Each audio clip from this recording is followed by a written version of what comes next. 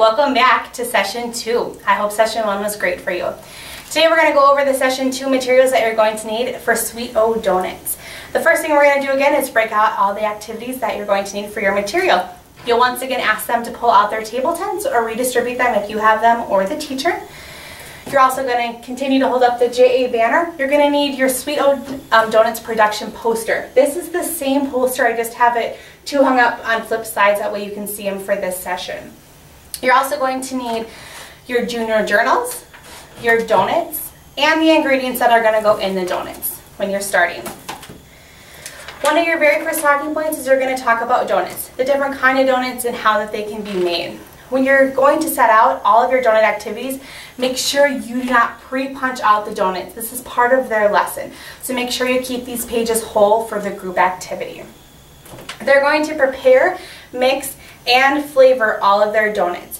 One good idea is to bring an example of a good donut and a bad example of a donut. That way they have an understanding of what they're supposed to be completing. When they're going through the activity, you're going to break them up into their groups. They're each going to get donut sheets. They're going to take it out, punch all the donuts, and then put their 3 ingredients on the very back of the donut. Once they've put the ingredients in the back of the donut, they're going to color in the middle to put their flavor. One great idea is only to have them take out 1 or 2 markers or crayons, otherwise they get the whole box out and it can become a distraction. So limit the amount of colors that they have out on their table for their group. One important thing is to stress is that make sure that this is a team activity and that every single student on the team is completing the donuts from start to finish. And it's up to the group to determine how fast they can get that done.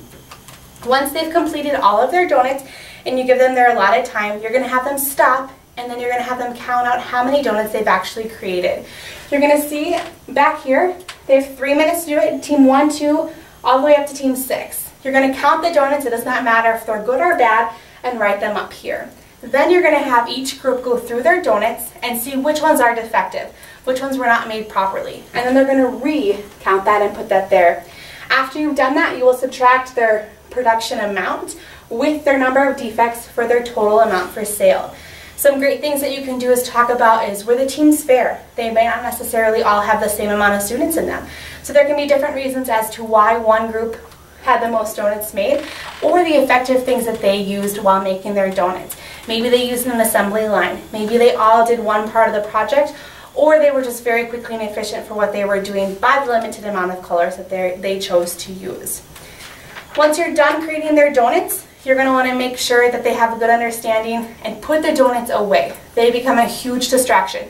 So either collect them or have them put them in their desks, whatever works best for you, but if you leave them on the tables, then they're going to play with them the rest of the time and they won't be listening to you. After you've done that, you're going to tell the students that the Sweet O Donut Shop has more tasks for them. They're going to be excited about this and you're going to distribute the junior journal. On the back of it, they're going to draw a brand new donut they have. They might have a hard time coming up with a donut, so you can brainstorm and list ideas that they have. That way, if they can't think of something on their own, they'll be able to take one that's off the board. After they draw their item, they're going to write a short story about their donut and how they prepared it. You want to give them time to share this with the entire group because they'll have some really interesting and fun ideas that they'll want to express on their own. After they've completed that, you're going to want to tell them that the next day is payday. They'll receive money for all their hard work for making their donuts from JA.